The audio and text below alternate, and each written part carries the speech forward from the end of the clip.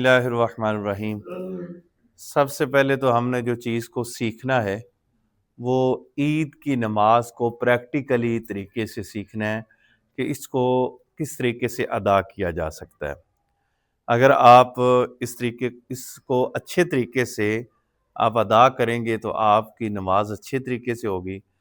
تو سب سے پہلے تو آپ کا وضو ہونا یہ ضروری ہے، اور نمبر 2 پر یہ چیز ضروری ہے کہ آپ جس جگہ پر نماز پڑھ رہے ہیں وہ جگہ بھی پاک ہو، اور تیسری چیز آپ کا منہ قبلہ کی طرف اور آپ کا سینہ قبلے کی طرف ہونا چاہیے۔ اور پھر آپ سب سے پہلے تو اگر پاؤں کے ساتھ ملا سکتے ہیں، اور نہیں اپنے پاؤں کے ساتھ نہیں، دوسرے کے پاؤں کے ساتھ، یا آپ کندھے کے ساتھ ملا سکتے ہیں، جس طریقے سے نارمل آپ آگے ساتھ ہو جائیں۔ آپ بھی آگے آ جائیں دونوں ادھر، تاکہ اچھے طریقے سے کندھے کے ساتھ کندھا ملا لیں یا پاؤں کے ساتھ پاؤں ملا لیں، دونوں میں کوئی ایک چیز ضرور ہونی چاہیے۔ اچھا یہ صافہ جو ہے یہ اس طریقے سے نہیں لٹکانا، آپ یا تو اس کو اوپر باندھ لیں تو یا آپ جو ہے نا وہ اس کو نیچے رکھ دیں، دونوں میں سے ایک کام کر لیں۔ نہیں نیچے رکھ دیں، یا آپ نیچے رکھ دیں تاکہ اچھے طریقے سے، یا اوپر باندھ لیں۔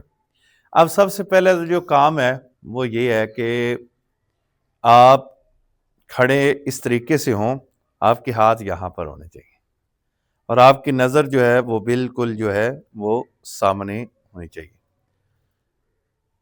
اب اس کی نیت کیسے کرنی ہے؟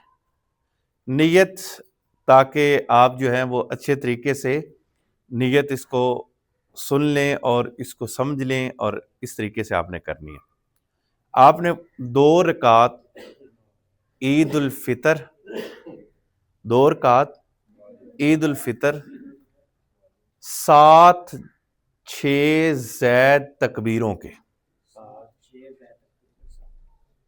پیچھے امام کے آپ نے کرنا ہے اللہ اکبر، اور جو تکبیرات ہیں وہ واجب ہیں۔ اگر امام صاحب سے ایک بھی تکبیر رہ گئی تو سجدہ صف کے بغیر نماز نہیں ہوگی، اور آپ کو بھی لازمی ہے کہ آپ بھی اس کو ادا کریں۔ اگر آپ نہیں ادا صحیح کر رہے تو سمجھ لو آپ کی نماز کے اندر ثواب میں کمی آئے گی، لیکن امام کے پیچھے نماز آپ کی پھر بھی ہو جائے گی۔ جی وہ دوسرا میک جو ہے